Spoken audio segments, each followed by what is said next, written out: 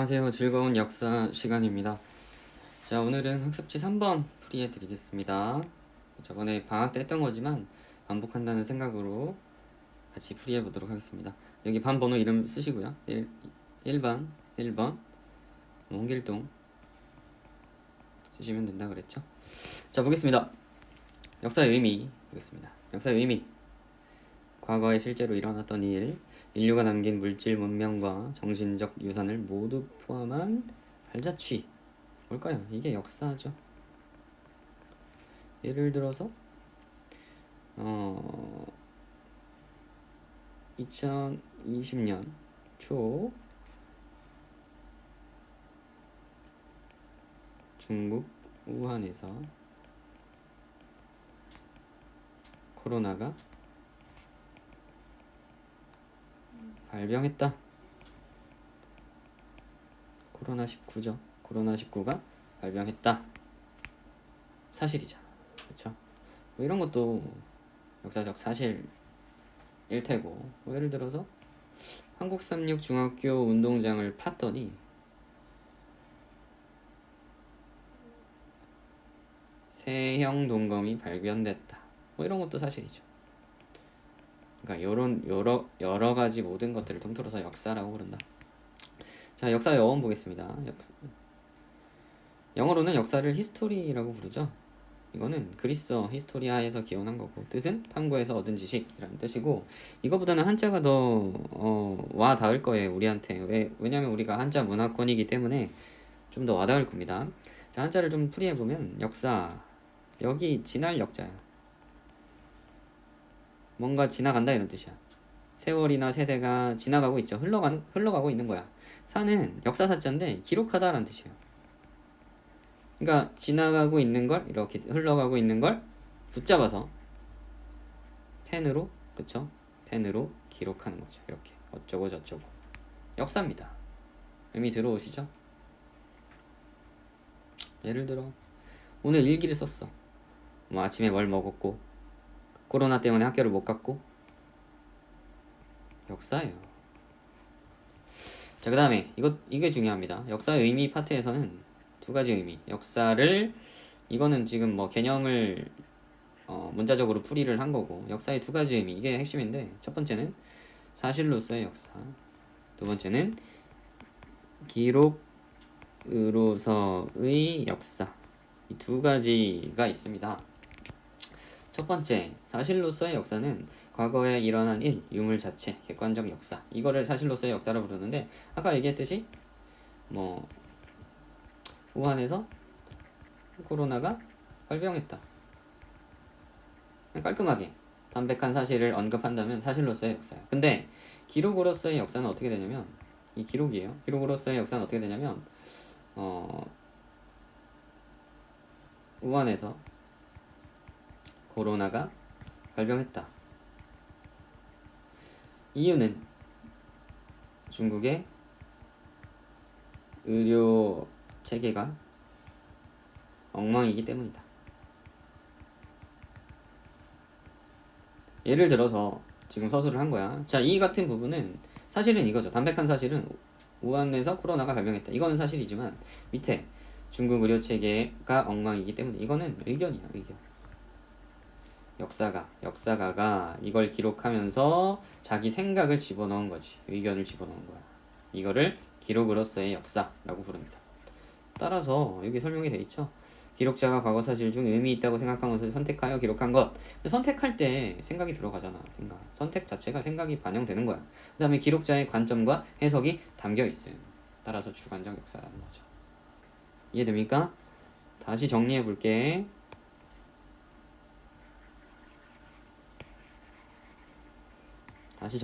이거 중요하니까. 역사는 두 가지 의미가 있다 그랬어요. 역사는 두 가지 의미가 있습니다. 하나는 사실로서의 역사, 두 번째는 기록으로서의 역사. 두 가지 의미. 알겠죠? 뭐가 주관적입니까? 기록이, 이게 주관적이죠.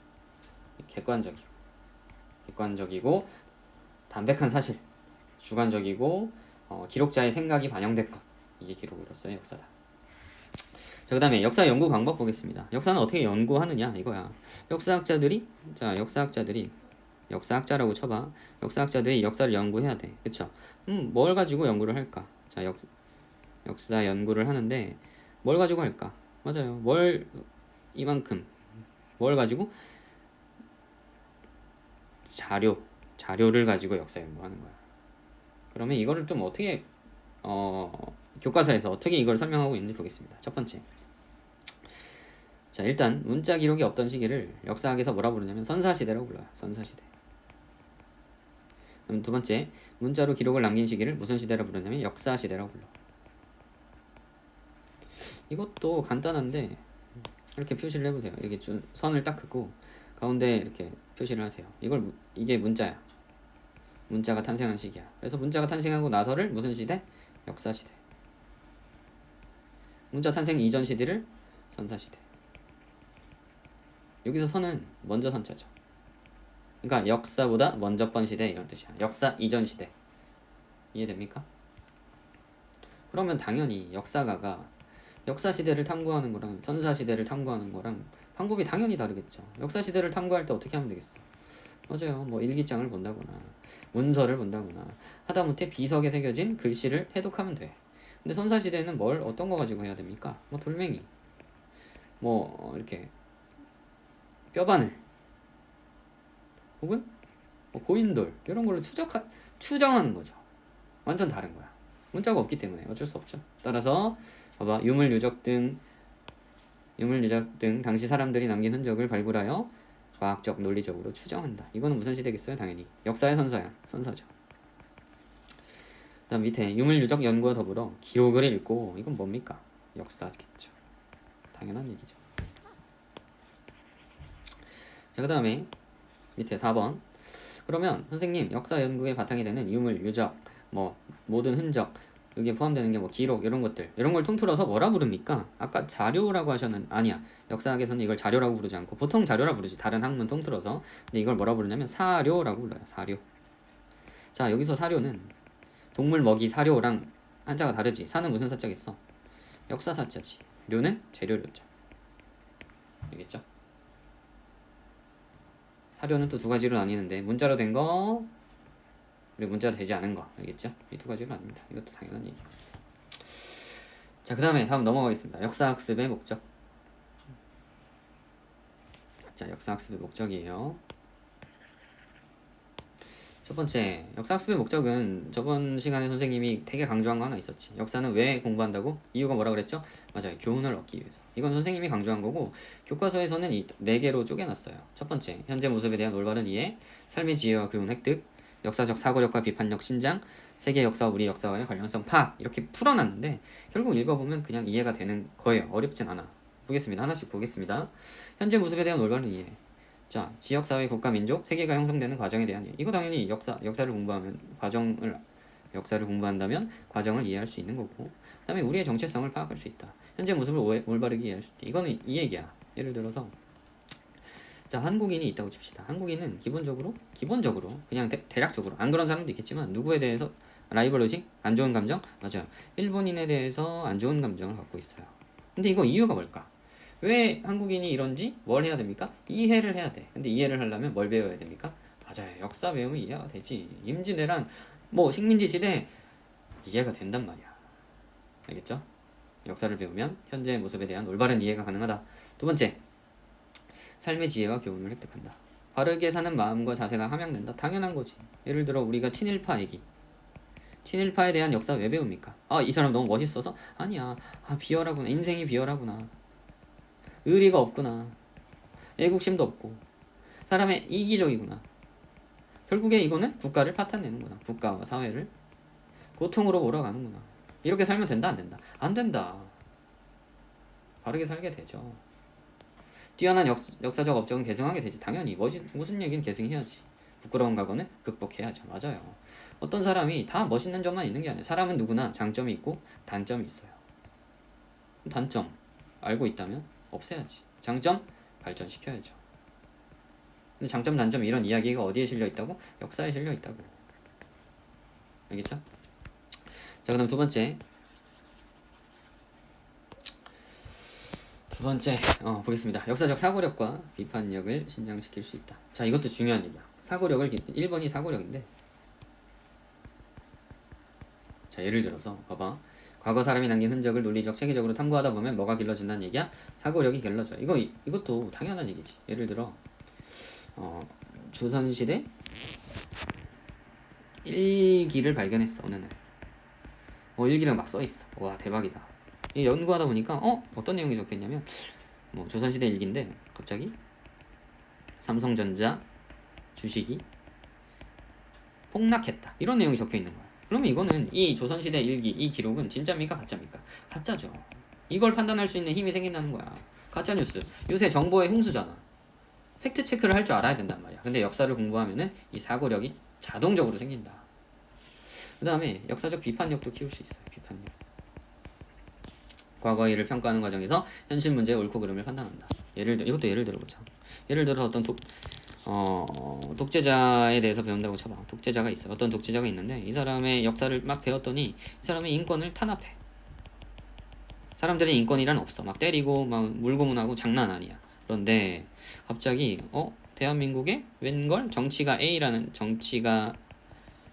애가 있는데 얘가 막 물고문하고 인권은 중요하게 생각 안 하고 이런단 말이야. 그러면 우리는 독재자에 대한 이 역사를 바탕으로 이 정치가 A를 어떻게 하겠어? 비판할 수 있죠. 야, 내가 역사를 배웠더니 인권 탄압하고 이러면 결국에 어떻게 된다? 혁명 일어나고 정부가 무너진다. 사회가 제대로 돌아가지 않는다. 너는 비판받아 마땅하다. 이러한 생각 체계가 자동적으로 길러지죠. 자, 그다음 마지막 세계 역사와 우리 역사와의 관련성 파악. 이거는 이 현재 모습에 대한 올바른 이해와도 연관이 되는 겁니다. 역사를 배우다 보면은 우리는 어차피 동아시아 역사와 관련이 많아요. 따라서 역사를 공부하면은 상대방을 이해할 수 있지. 일본 애들이 왜 저럴까? 중국 애들이 왜 저럴까?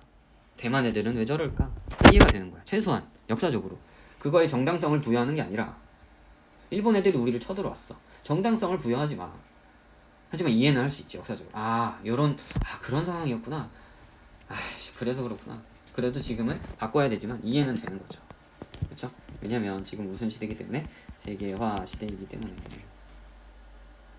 단적인 예가 이거잖아. 이거는 뭐 역사적 연구 결과가 확실하게 나온 건 아니지만 이런 설명이 많아. 그래서 소개를 해주는 건데 중국인들 다 그런 건 아니에요. 중국인이 이제 우리가 쉽게 가지는 편견이 뭐다? 시끄럽다. 어디 가든지 소리가 커 목소리가. 근데 이거 도대체 왜 그럴까?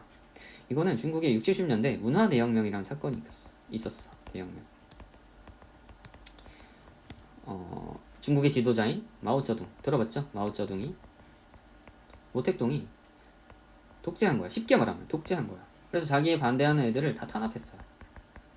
잡아가고 죽이고 가두고 어디 유배 보내고. 근데 탄압할 때 주로 잡아갔던 명분이 뭐였냐면 예를 들어 사람이 한 3명 4명 모여서 속닥속닥 작은 소리로 대화하는 거야. 그러면 얘네들을 잡아간 거야. 몽땅. 야, 너네 지금 국가의 전복을 모의했지. 왜 나에 대해 반대하고 있었지? 잡아가 버리는 거야. 그러면 이 중국인들은 이러한 경험을 겪으면서 이제 목소리를 작게 내겠어? 아니지. 큰 소리를 내기 시작했다라는 설명이 있어요. 이거를 중국인들이 인정하고 말고는 둘째 치더라도 이러한 분석이 있다고. 그럼 우리는 이해할 수 있죠. 중국인들이 이러한 역사적 이유로 시끄럽구나.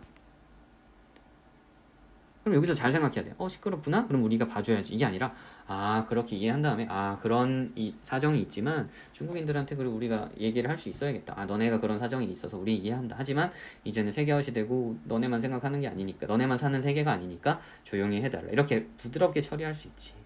이러한 배경을 모르면은 쟤네 시끄러워. 막 멸시하는 이런 감정이 생겨버리겠죠. 이해됩니까?